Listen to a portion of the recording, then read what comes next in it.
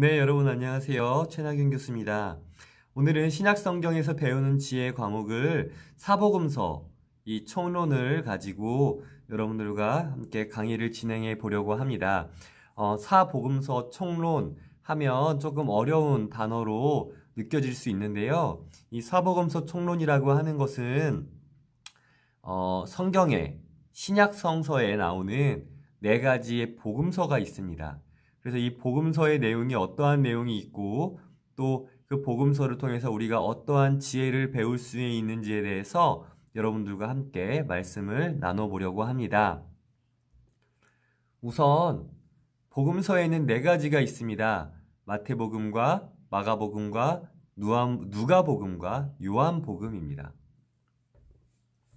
자, 이 마태복음과 마가복음과 누가복음과 이 요한복음이라고 하는 성경은 우리에게 예수님의 행적과 예수님께서 어떻게 사셨는지, 그리고 예수님이 우리에게 어떠한 것들을 말씀하셨는지에 대해서 얘기해주고 있습니다.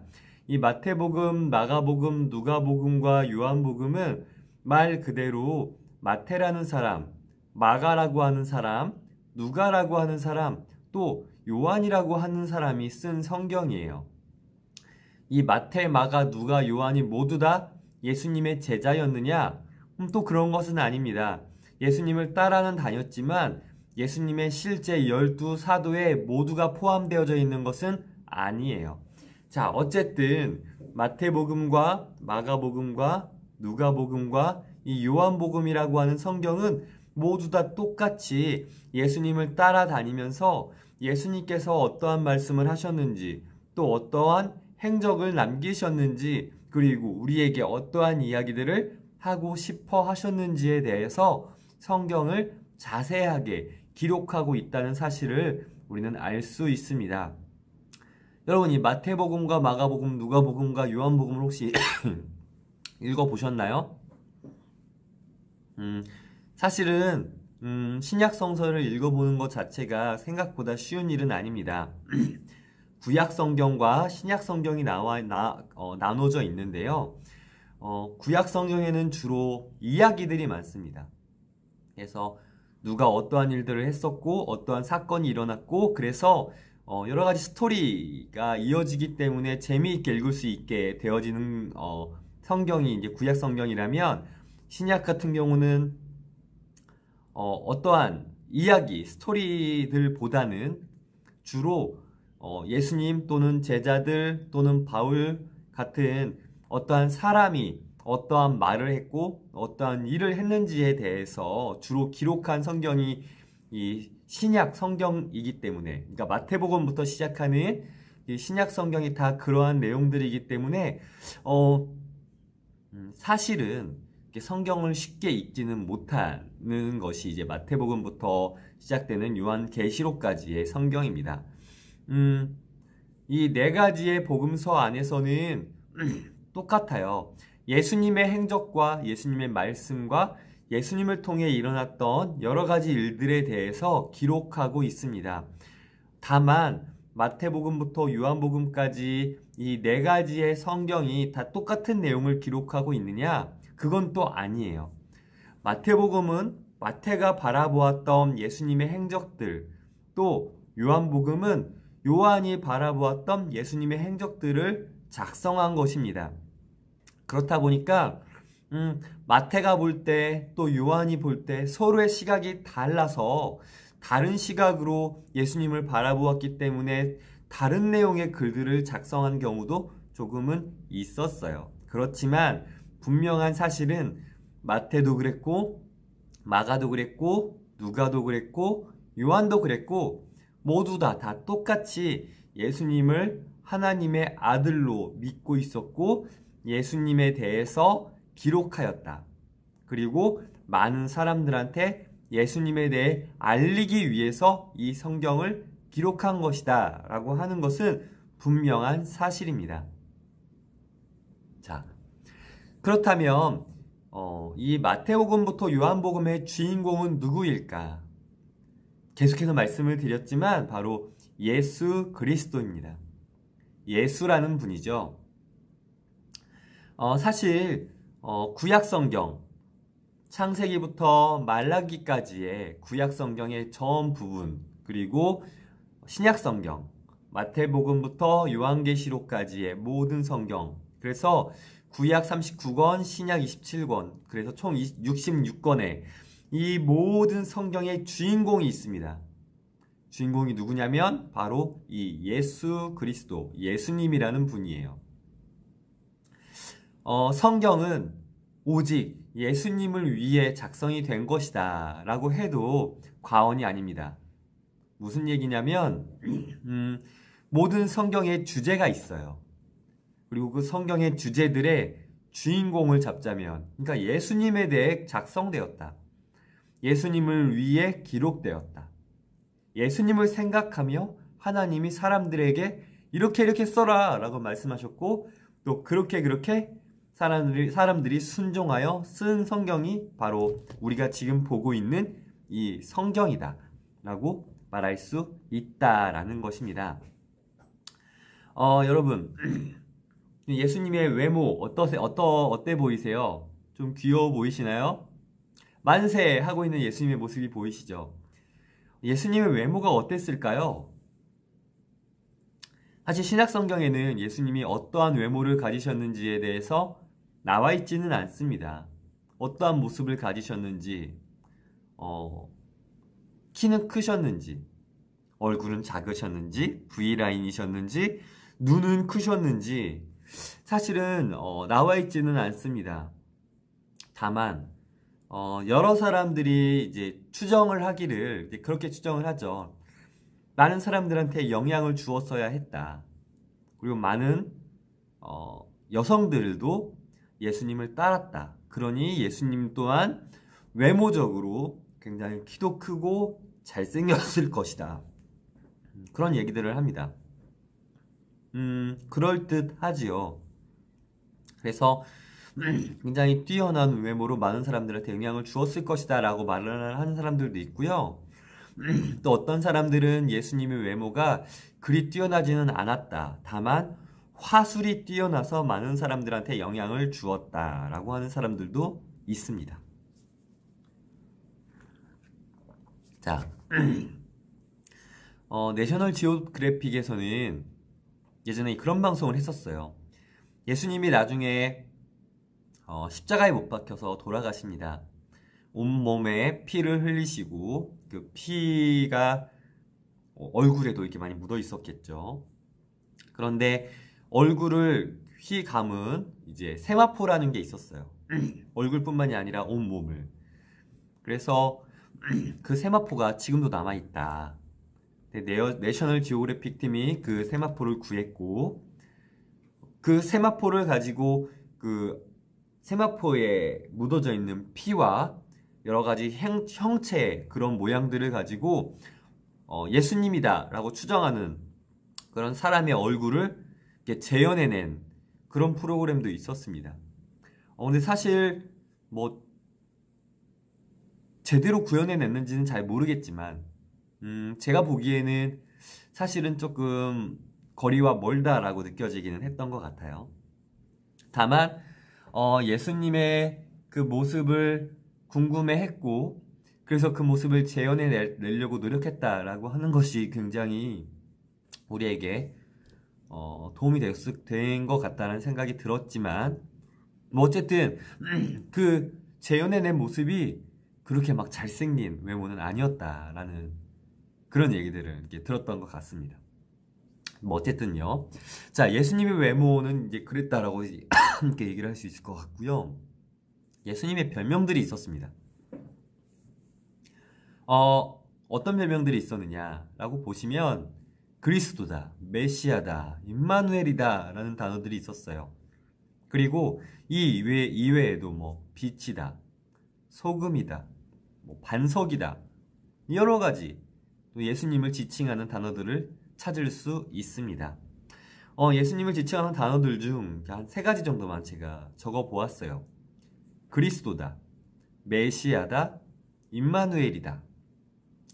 그리스도와 메시아는 사실은 같은 말이다 라고 할 수 있습니다. 왜냐하면 그리스도는 구원자다, 메시아는 똑같이 이제 구원자다라는 말이긴 한데요.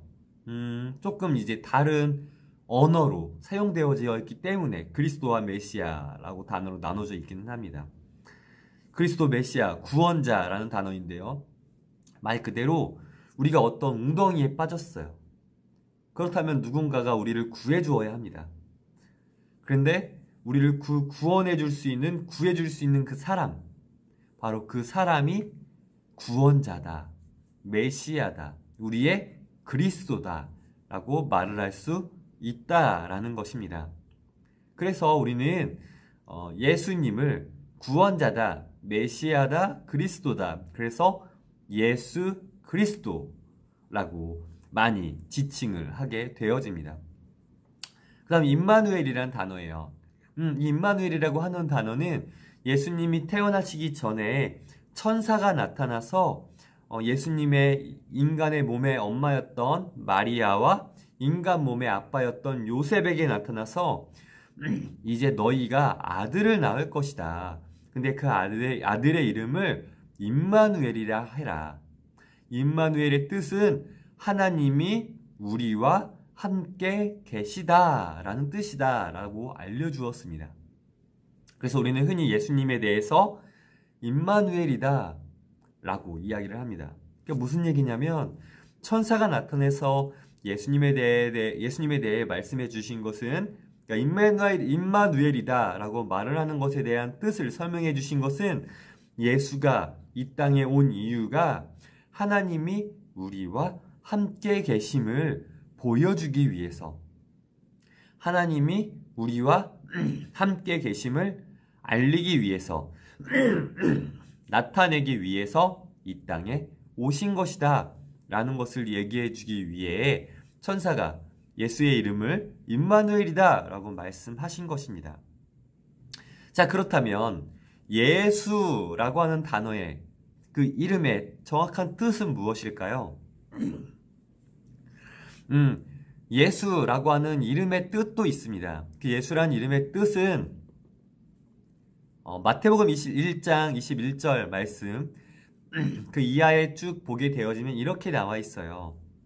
자기 백성을 그들의 죄에서 구원할 사람. 그러니까 자신의 백성을, 나의 백성을 그들이 가지고 있는 죄에서 구원할 사람.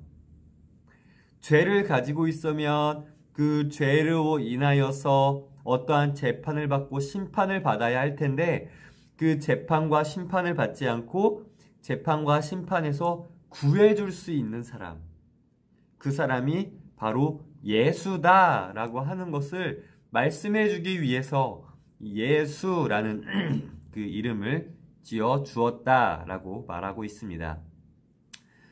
예수라는 단어도 천사가 알려준 말이에요.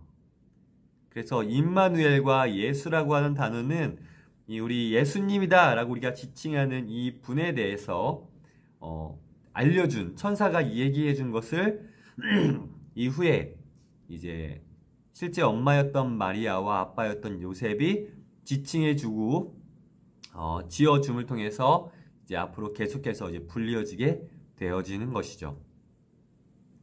자, 그렇다면 이번에는 우리 예수님의 가족에 대해서 그리고 성경의 사복음서에 나오는 예수님에 대해서 함께 좀 이야기를 해볼까 합니다.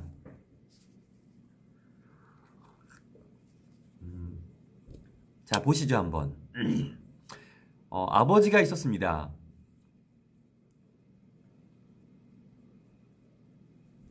아버지의 이름 뭐였죠? 요셉이에요. 여러분, 예수님의 어머니의 이름은 많이 들어보셨죠? 뭐였습니까? 마리아예요, 마리아. 이 마리아라는 사람의 우리는 천주교에서는 이제 성모 마리아다라고 말씀을 많이 하지요. 예수님의 어머니. 죄송합니다. 예수님의 어머니로서 성모 마리아다라는 이름을 받고 존경의 대상으로서 우리는 성모 마리아를 이제 섬기고 있습니다. 예수님의 가족이다라고 하면 요셉과 마리아를 이야기할 수 있고요. 물론 나중에 요한 같은 이렇게 넌 나의 형제다라고 말을 하는 그런 사람이 있을 수 있지만 특별히 이 시간에는 진짜 가족만 얘기를 하겠습니다. 아버지는 요셉이었고요. 어머니는 마리아였어요. 그리고 특별히 예수님이 말했던 부모님이 있었습니다. 누구였을까요? 바로 하나님이에요. 어떠한 이단에서는 어머니 하나님이 있다라고 이야기를 해요. 어머니 하나님? 그런데 아버지 하나님을 말하고 있지는 않죠. 이 이단에 대해서 여러 가지 이야기를 할 수는 있지만 넘어갈 수 있도록 하겠습니다. 자, 예수가 말한 부모님이 있습니다. 그래서 하나님이다. 그리고 하나님의 아들인 자신 예수다. 그래서 예수의 육적인 부모는 요셉과 마리아였고요. 예수의 영적인 부모는 하나님이시다라고 말을 하고 있습니다. 그런데 다만 예수님은 하나님에 대해서 아버지다라고도 이야기를 하셨지만 또 한 가지 이야기를 한 것은 본인 또한 하나님이다, 하나님 자신이기도 하다 라고 말을 하고 있기도 합니다. 그게 무슨 말이야? 라고 말씀하실 수도 있는데요. 이것을 우리는 뭐라고 얘기하냐면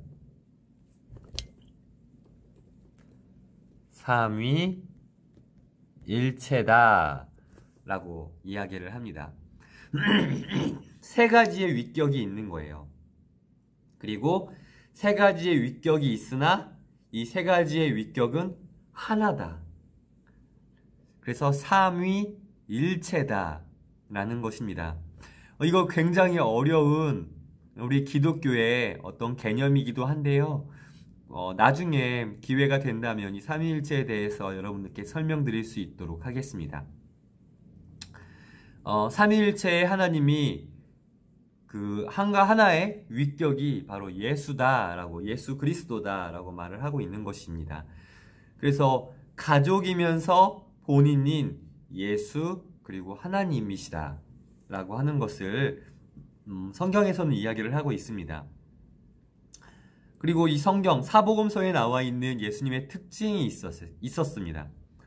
어떤 특징이었냐면 기적을 일으켰다라는 것이에요. 첫 번째는 어떠한 기적들을 일으켰냐? 정말 여기에 나와 있는 것 말고도 정말 많은 기적들이 일어났습니다. 특별히 기적을 일으켰는데 병자를 치료한 기적들이 참 많이 일어났어요. 요즘 참 코로나19 때문에 많은 사람들이 아팠고 또 죽었습니다. 참 가슴 아픈 상황이죠. 얼마 전에는 경기도 이천에 정말 불이 났고 또 산불도 났어요. 그래서 정말 많은 사람들이 다쳤고 또 많은 사람들이 죽었습니다. 참 가슴 아프고 안타까운 상황들이 벌어지고 있고 또한 그러한 일들은 과거에만 있을 것이 아니라 미래에도 일어날 일들이겠죠.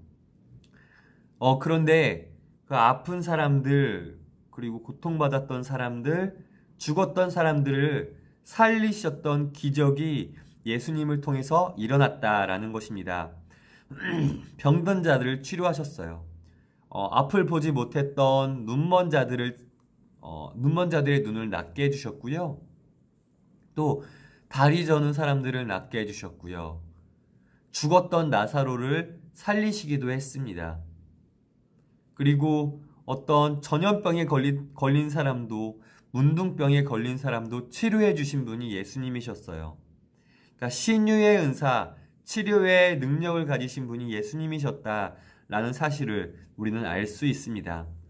죽은 자를 살리는 것, 많은 사람들이 죽지 않았지만 죽은 모습을 죽었던 척 했던 사람을 살렸다라고 이야기를 하는 사람도 있는데요. 성경 사복음서에는 정확하게 죽어있던 사람을 살렸다라고 기록하고 있습니다. 역사적 사실이다라고 하는 것이죠. 그러니까 기적을 일으킬 수 있는 분이다라는 것입니다. 죽은 자, 완전히 의학적으로도 죽었던 자. 그래서 몸에 예수님이 아까 말씀드렸던 것처럼 세마포를 감고 있었는데 그 세마포를 감고 있는 그 모습 자체로 나왔던 그 당시에는 무덤이 우리가 생각하는 것처럼 흙무덤이 아니었어요. 돌로 된 어떤 동굴에 그 세마포를 둘러싼 미라 같은 그 형체를 올려놓을 수 있는 돌 기둥을 놓고 거기에 시체를 올려놓고 엄청나게 큰 돌로 굴려서 그 동굴을 막아버렸습니다. 그런데 이제 장사를 지낸 후에 그 돌을 돌려서 그 동굴을 막아버리는데 예수님께서 죽은 자를 살리기 위해 오셨고 이제 죽은 자를 살리려고 하신 후에 동굴에 그 굴이 굴러가기 전이었으니까 동굴 속에 그 시체는 남아 있었어요. 그런데 그 시체가 벌떡 일어나서 걸어 나왔다라는 성경이 기록에 나와 있습니다. 죽은 자를 살리시는 그런 능력이 있으셨던 예수님이셨고요.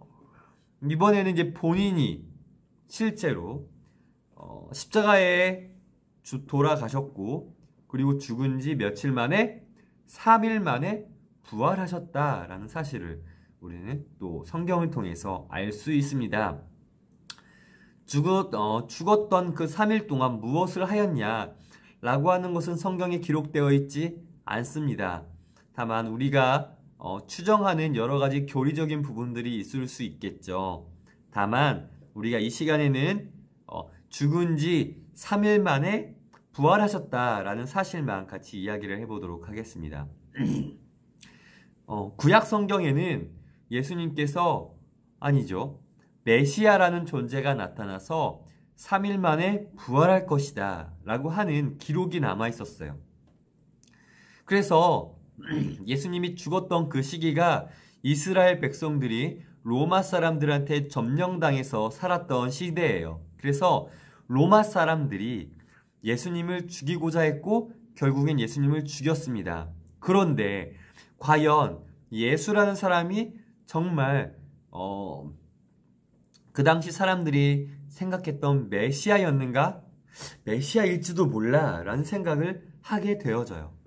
그래서 혹시 몰라, 혹시 정말 살아날지 모르니 저 예수의 무덤에 너희 군인들이 지키고 있어 라고 이야기를 합니다.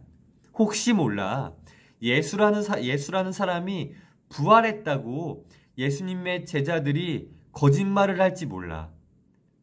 예수라는 사람의 시체를 훔쳐가서 예수가 부활했다라고 거짓말을 할지 몰라.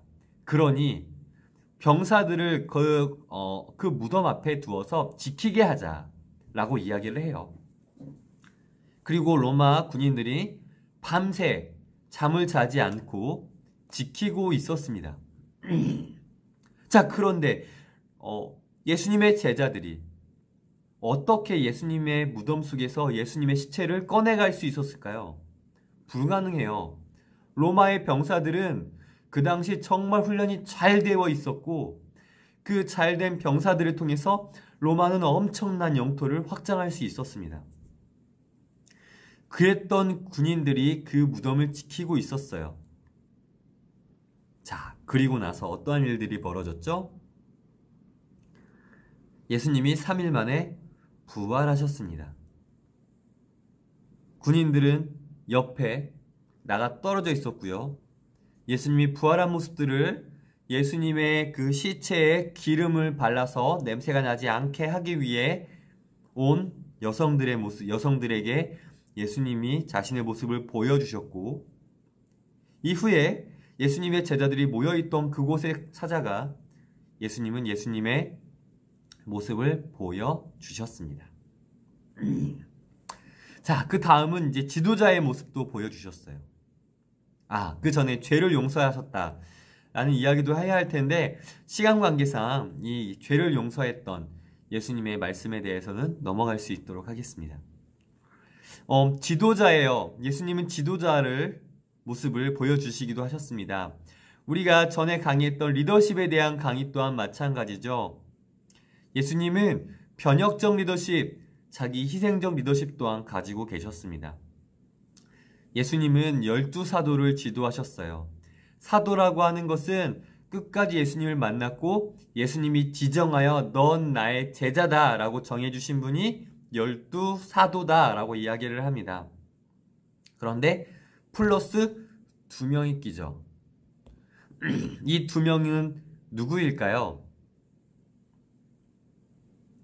사실은 이래서 14명이다 라고는 말할 수 없습니다. 그 이유에 대해서 설명을 해드릴게요. 예수님의 제자는 총 12명이었습니다. 베드로와 안드레, 야고보, 요한, 빌립과 바돌로메, 도마와 마태, 알페오의 아들 야고보, 시몬, 다데오, 가룟 유다까지였어요. 그런데 여러분도 아시다시피 한 명이 예수님을 배반하게 되어집니다. 누구죠? 가룟 유다라는 사람이었습니다. 가룟 유다는 나중에 자살을 하게 되어져요. 그래서 예수님의 제자에서 빠져나가게 됩니다. 몇 명이죠? 11명이에요. 그래서 예수님의 제자들은 사도행전을 통해서 이제 11명이니 우리가 백성들을, 성도들을 잘 다스리고 잘 보필하기가 많이 힘들다. 그러니 한 명을 더 뽑자라고 이야기를 합니다. 그 한 명을 더 뽑은 사람의 이름이 바로 마띠아라고 하는 사람이었어요. 그래서 이 마띠아라는 사람을 뽑고 나서 이제 12명으로서 활동을 하게 되어지는데 나중에 나 또한 예수님의 사도다 라고 본인이 이야기를 하는 사람이 있습니다. 그 사람의 이름은 바로 바울이라고 하는 사람이에요. 이 바울이라고 하는 사람은 엄청나게 많은 성경을 이제 쓴 사람입니다. 그 당시에 가장 뛰어난 학자였던 어떤 한 사람에게 배웠던 제자였고요. 그래서 정말 많은 지식을 가지고 있었고, 그래서 다른 누구보다도 더 많은 책을 쓸 수 있는 사람이었습니다. 그런데 이 바울이라고 하는 사람 또한 예수님의 제자들을 핍박했던 사람 중에 한 사람이었는데 어느 순간 회심을 하게 되어져요. 예수님을 영적으로 만나게 되어집니다. 길을 가다가 어떠한 빛을 보게 되어지는데 그 빛에서 소리가 나와요. 난 예수다. 너 날 왜 핍박하니? 이제 너는 나를 전하는 사람이 되라. 그래서 바울이 변화가 되어지고 예수님을 전하는 사람이 되어서 나 또한 예수님이 지정해 주신 사도다라고 해서 마띠아와 바울이 12사도에 포함되어지게 되어집니다. 그래서 일단 예수님께서는 예수님의 제자로서 예수님의 제자들, 예수님의 사도들을 지도하고 인도해 줄 수 있는 예수님의 지도자로서, 기독교의 지도자로서 모든 기독교를 이렇게 이끌어갈 수 있는 지도자로서의 모습을 지니고 있는 것이 바로 이 예수님의 모습이다라고 하는 사실을 우리는 알 수 있습니다. 사복음서에서 말하고자 하는 것들이 있어요. 사복음서가 뭐였죠? 마태복음, 마가복음, 누가복음, 요한복음입니다. 이 부분도 우리 중간고사에 나올 수 있습니다. 기억하세요. 어떤 성경들이 있다고요? 마태복음, 마가복음, 누가복음, 요한복음이에요.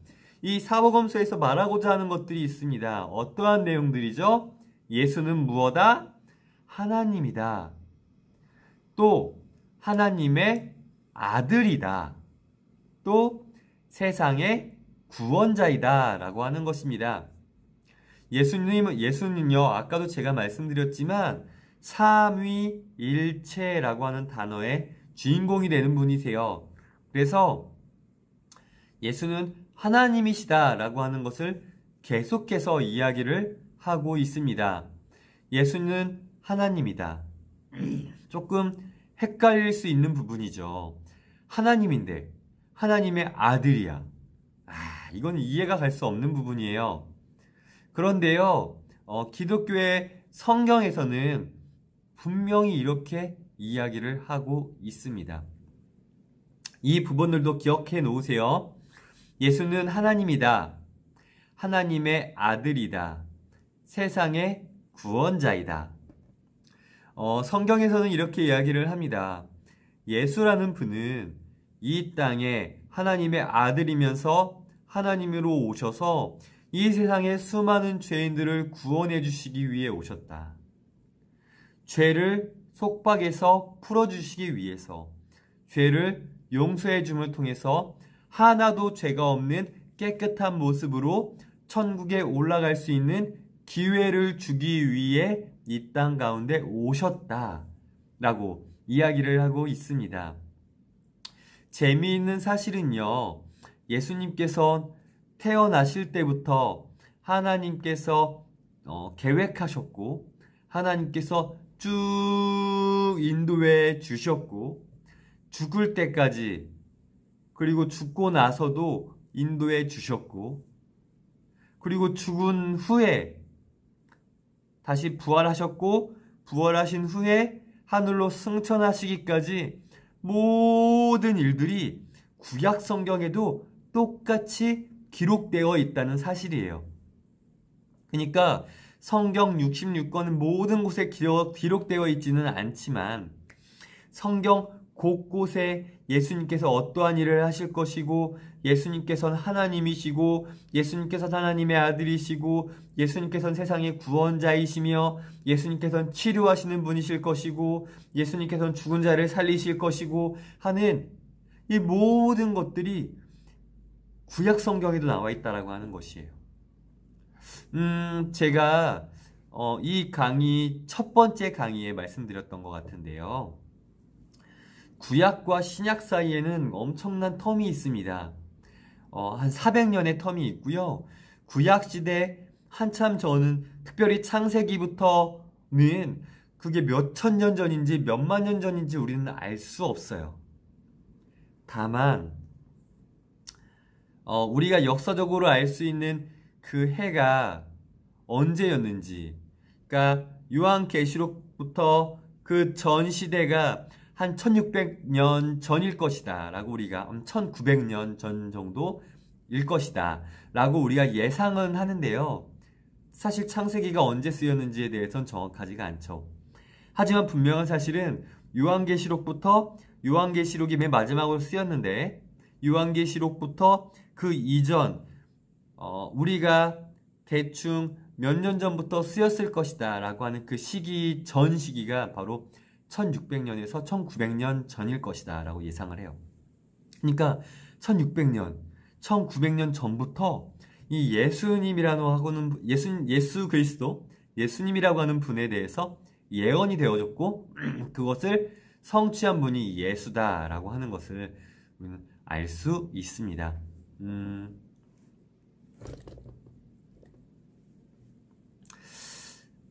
예수님이라는 분은 어떠한 방법들을 사용해서 이야기를 했을까에 대해서 오늘 이 시간에는 우리 잠깐 이야기해 볼 수 있도록 하겠습니다.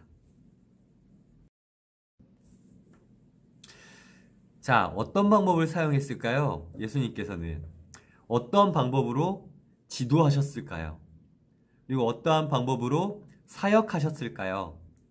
이 부분을 보면 우리가 어떠한 리더십을 가져야 할지도 생각을 해볼 수 있고요. 또 예수님께서는 어떠한 방법으로 이 세상을 살아가셨기에 이렇게 영향력을 끼칠 수 있는 사람이 될 수 있었는지에 대해서도 알 수 있습니다. 자, 한번 보세요. 많이 보던 단어들 아닙니까? 제가 두 번이나 강의하면서 이야기를 했던 내용들이죠. 바로 CMD 법칙입니다. 예수님께서는 커뮤니케이션 하셨어요. 최대한 대화하셨고, 그들에게 예화를 통해 많은 것들을 가르쳐 주길 원했습니다.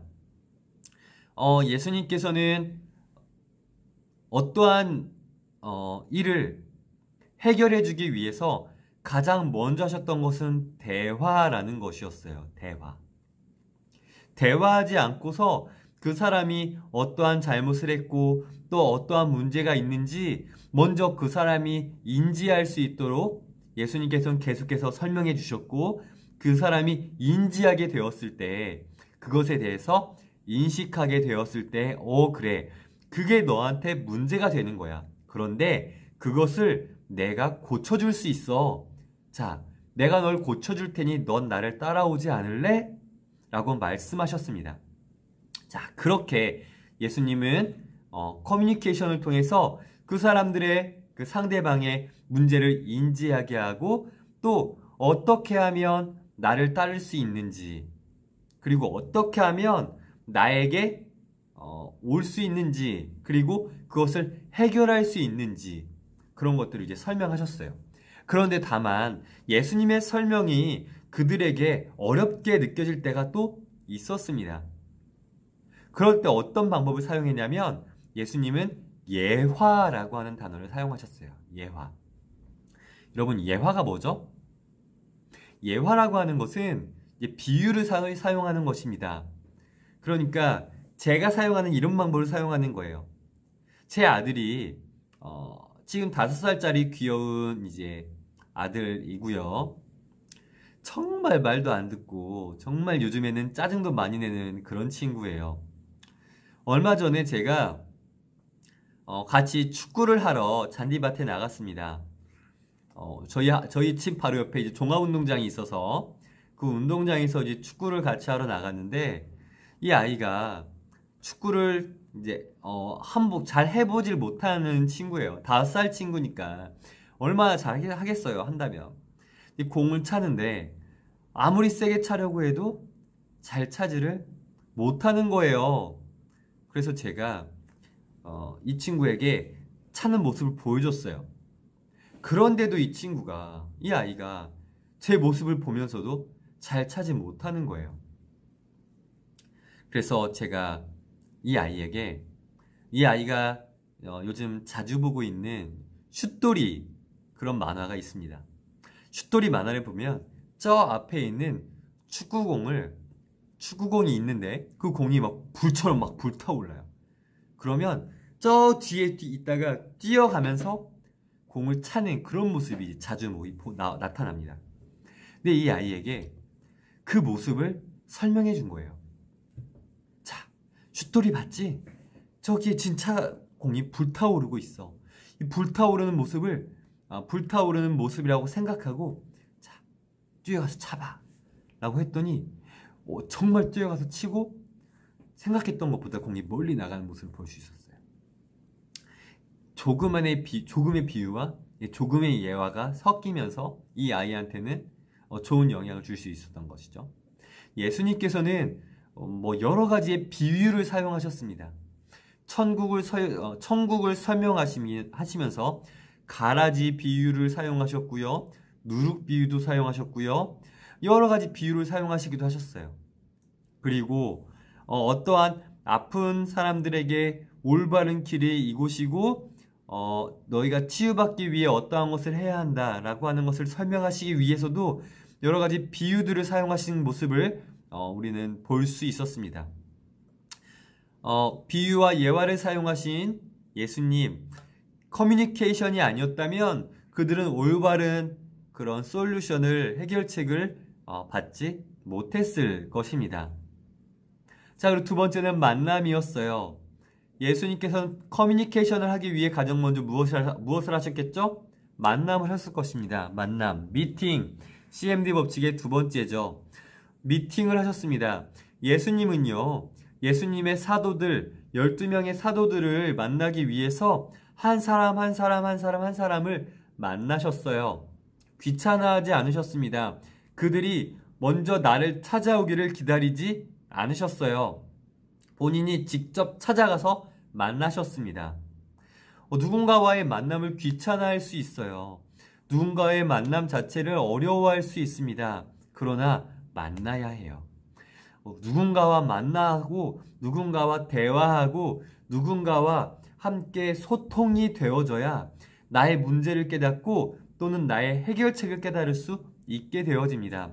요즘은 참 인터넷이 많이 발달되어졌고 SNS가 많이 발달되어져서 비대면으로도 참 여러 가지 해결책을 얻을 수 있게 되어집니다. 하지만 정말 우리가 생각하는 것만큼 충분한 소통이 되어질 수 있느냐는 생각해 보아야 할 문제인 것 같습니다.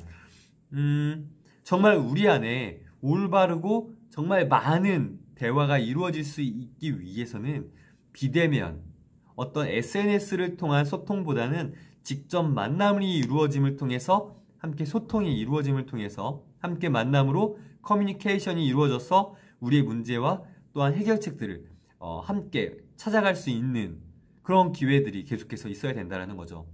우리가 계속 이렇게 함께 만나지 못하고 비대면으로 수업이 진행되면서도 사실은 제가 이런 수업의 질이 그렇게 좋지 못하게 되어지고 또 한편으로는 여러분에게 있어서 제가 더 많은 정보들, 더 많은 지식들을 나누어 주지 못하는 것에 대해서 굉장히 안타깝게 생각합니다. 그래서 좀 속상한 부분도 있고요. 앞으로 언제까지 여러분들과 이런 시간들을 가지게 될지 모르겠습니다. 다음 주에 우리가 함께 대면 수업을 진행할 것이다 라고 예상은 되어 있지만 또 한 주 또 미뤄질 수 있고요.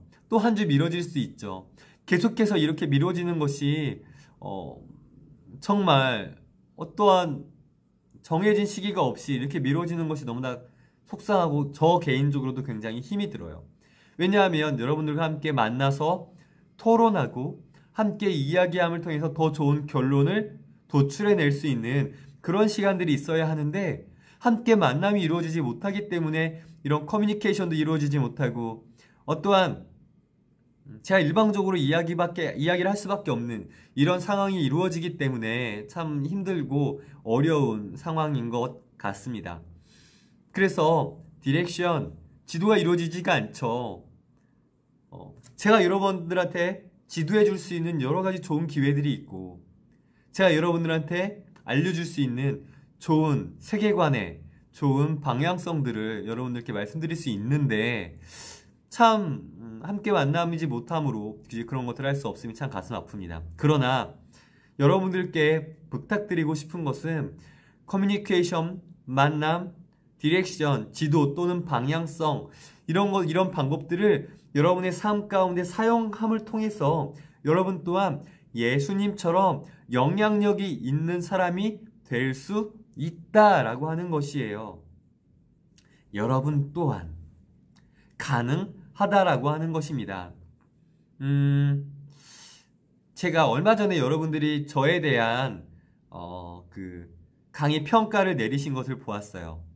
뭐 지금 이 강의를 들으시는 분들이 몇 분이나 계실지 모르겠지만 제가 보았는데 정말 제가 얼마나 강의를 못했는지 알 수 있었습니다. 여러분들의 평가가 어떠했는지. 다만 어떠한 부분은 이해가 가지 않은 부분도 있었어요. 저 분명히 50분 강의를 다 했는데 50분 강의를 다 하지 않았다고 이야기를 하시는 분들도 있더라고요. 뭐 어쨌든 여러분들과 만남을 통해서 더 좋은 질 좋은 강의를 할 수 있기 위해 노력을 해야 할 텐데 제가 그러지 못하고 더 많이 질 좋은 강의를 하지 못함에 여러분들께 참 죄송하다고 생각을 하고 더 좋은 강의를 할 수 있도록 노력할 수 있도록 하겠습니다. 그리고 여러분들께 더 좋은 영향력을 줄 수 있는 그런 교수가 되기 위해서 노력하도록 할게요.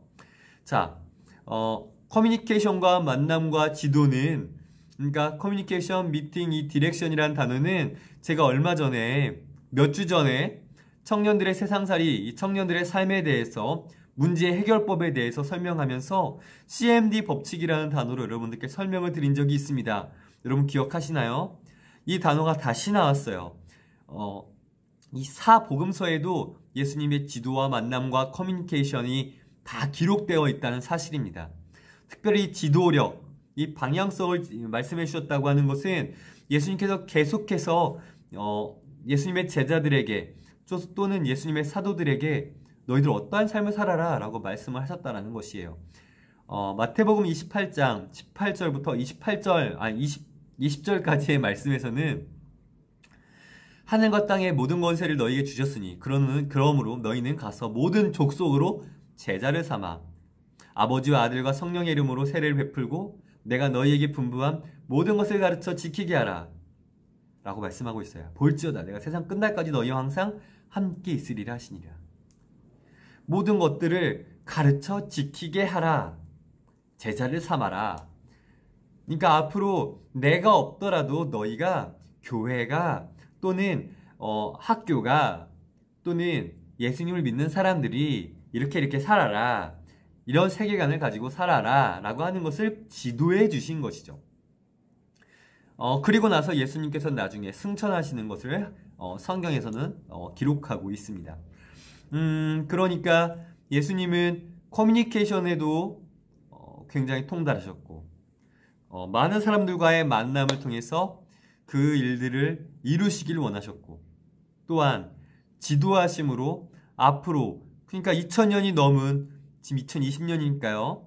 2020년이 된 이 시기까지도 예수님의 그 지도가 쭉 이어지고 있다는 사실을 우리가 보게 되어지면 예수님의 영향력과 예수님의 그 지도 방향성이 얼마나 분명했고 많은 이들에게 올바른 영향력을 끼쳤는지를 알 수 있게 되어진다는 사실이죠. 자, 여러분 신약 성경에서는 특별히 마태복음부터 요한복음까지는 예수님에 대해서 계속해서 말씀해주고 있습니다. 자, 이번에 그렇다면 우리가 함께 토론해 보았으면 좋겠습니다. 예수가 세상에 미친 영향은 무엇이었을까요? 여러분들은 어떻게 생각하십니까? 예수는 세상에 어떠한 영향을 미쳤다고 생각하세요? 우리 한국 기독교가 그러니까 이 대한민국이라는 나라에 기독교가 들어온 지 한 120년 정도 된 것 같습니다. 그런데 한국 기독교가 우리나라에 어떤 영향을 미쳤는지 그러한 것들은 참 논문에 많이 나와 있어요. 또 예수라는 분이 이 세상에 어떠한 영향을 미쳤는지도 논문 또는 책에도 많이 나와 있습니다. 여러분 한번 생각해 보십시오.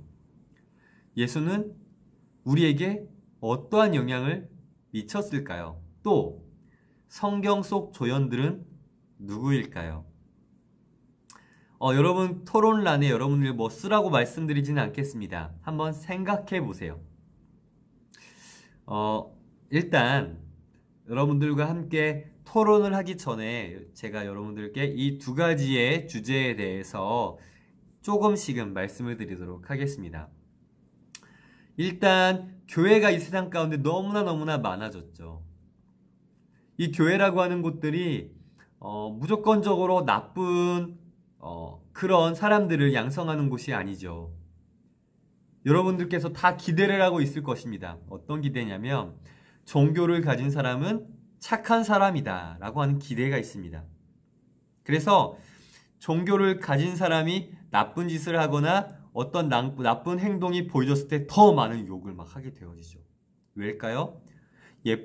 종교를 가진 사람은 당연히 더 착한 사람이 되어져야 하기 때문입니다. 그러다 보니라기보다 그것이 당연한 것이죠. 그래서 이 교회라고 하는 곳, 특별히 예수라고 하는 분이 교회를 세우게 만드셨고 이 교회가 세워짐을 통해서 이 세상 가운데 선한 영향력들을 많이 미칠 수 있게 되어졌습니다. 힘들고 어려운 사람들을 많이 도울 수 있게 되어졌고요.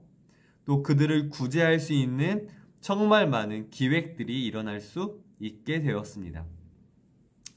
로마 시대에 기독교가 프로테스탄티즘을 통해서 그들이 기독교가 국교가 되고 그 로마 시대의 종교들을 통해서 많은 예술적 발전이 일어나기도 했고요. 또 이 세상 가운데에는 많은 영향력 있는 기독교인들을 통해서 많은 예수님을 알지 못하는 사람들에게 올바른 영향력을 미칠 수 있는 길을 보여줄 수 있기도 했습니다. 이 밖에도 여러 가지 일들이 있겠죠. 간단히 얘기하기는 좀 넓게 얘기하기는 그렇게 얘기를 할 수 있을 것 같습니다. 예수님이 세상에 미친 영향에 대해서는요. 두 번째는 성경 속 조연들이죠. 성경 속 주연이 누구라고 했습니까? 예수님이라고 했죠. 성경에는 예수라고 하는 주연이 있습니다. 그렇다면 조연이 누가 있을까요? 사실 무궁무진합니다. 셀 수 없을 만큼 많지요. 성경이 66권이니까 66권에는 수많은 조연들이 아마 나와 있을 겁니다. 이 66권의 조연들 한번 대충 생각을 해볼까요? 여러분들이 알만한 사람들이라고 하면 가룟 유다, 아까도 우리가 얘기했죠. 예수님의 제자들 중 배신했던 사람도 있고요. 예수님의 제자들 중 유명했던 사람은 베드로. 베드로라고 하는 사람은요, 예수님이 십자가에 못 박혀 돌아가셨을 때 예수님을 난 예수라는 사람 몰라요. 난 예수라는 사람 정말 몰라요. 라고 3번이나 예수님을 배신했던 사람이었어요. 그런데 예수님의 첫 번째 제자, 그리고 예수님의 수제자였어요. 수제자가 그렇게 예수님을 배신했던 그런 사람이 베드로였고요. 그리고 믿음의 조상 아브라함이라는 사람도 있습니다. 이 사람은 얼마나 무서운 사람이냐면요. 아브라함이라고 하는 사람은 하나님께서 이 아브라함에게 100살 때 아들을 주셨어요. 그 당시에는 막 900살, 969살 막 그렇게 살던 때였어요. 그러다 보니 100살 때 자녀를 갖는 것이 사실은 힘들 때이긴 했지만 어쨌든 100살 때 아들을 낳았습니다. 그 아들의 이름은 이삭이라는 아들이었어요. 근데 하나님이 아브라함이 이삭을 사랑하는 것이 너무너무 사랑해서 질투하시는 거예요. 그래서 하나님께서 아브라함에게 아브라함아, 너 이삭을 나한테 제물로 바쳐라 라고 말씀하십니다. 네, 하나님? 어떻게 이 아들을 저에게 주셨는데 어떻게 다시 제물로 바치라고 하십니까? 라고 말씀하지만 이제 해야 하지만 아브라함은 네, 알겠습니다 라고 순종합니다. 왜요? 주신 분도 하나님이시고 가져가실 분도 하나님이시기에. 그 당시 제물로 바치라라고 하는 것은 번제라고 하는 것이에요. 그러니까 칼로 몸을 찢어서 그 안에 있는 내장들을 다 벗겨내고 가죽들을 벗겨내고 내장들을 다 빼내서 그 내장들과 가죽이 타올 수 있는 그런 것들로 이제 불을 태워서 제사를 드림인데 불이 하늘로 올라가면 하나님께서 받으시는 것, 뭐 그렇게 생각을 했죠. 아브라함이 모리아산이라는 곳에 이삭을 데리고 갔고 이삭 또한 내가 제물로 바쳐지는 것이구나 라는 사실을 깨닫게 되었지만 아브라함의 말씀에 아버지의 말씀에 순종하여 모리아산으로 함께 따라갔고 제물로 바쳐지기 위해 제단 위에 이삭을 올려놓고 아브라함이 칼로 이삭을 찌우려는 순간 하나님이 그만이라고 막으셨고 이후 하나님께서 예비해 놓으신 양을 통해서 염소를 통해서 이삭을 내려놓고 하나님께 감사의 제사를 올려드렸다라고 하는 정말 무시무시한 그런 이야기들도 있습니다. 하나님은 너무 잔인한 거 아니냐 라고 하는 그런 생각이 들 수도 있지만 물론 저도 하나님 좀 잔인하다고 생각은 해요. 다만 하나님께서 예비해 놓으신 그 염소가 있었기 때문에, 그러니까 제물이 또 다른 것이 있었기 때문에 그 사람을 제물로 드리지 않을 수 있었다라는 것, 하나님이 그런 것도 계획을 하고 계셨다라는 것을 생각해 볼 수 있겠죠. 자, 여러분, 오늘 이 시간에는 이제 신약 개론, 특별히 사복음서 총론을 생각해 보면서 예수님에 대해서 한번 같이 이야기를 나눠 보았습니다.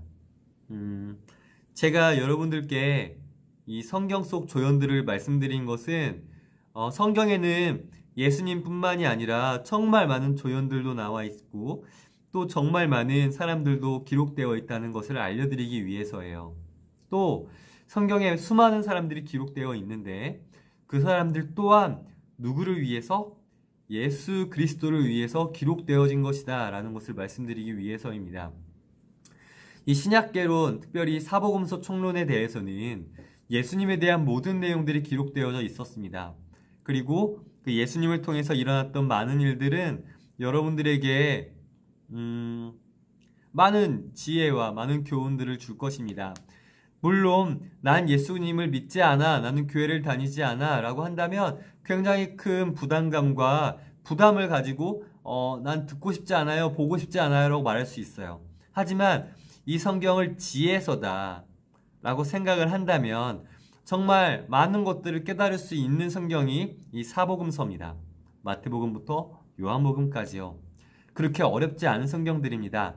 여러분 기회가 되신다면 한번 쭉 읽어보시면서 도대체 이 예수라는 사람이 어떻게 살았는지, 그리고 어떠한 생각과 어떠한 마음과 어떠한 행동들을 해서 이렇게 2000년이 넘는 시간 동안 이렇게 영향력이 있는 사람으로 살 수 있었는지를 보고 배울 수 있었으면 좋겠다라는 생각을 해보게 되어집니다. 그래서 여러분들 기회가 되신다면 한번 많이 읽어보시고 여러분들에게 좋은 기회들 많이 가져보실 수 있었으면 좋겠다라는 생각 해보게 되어집니다.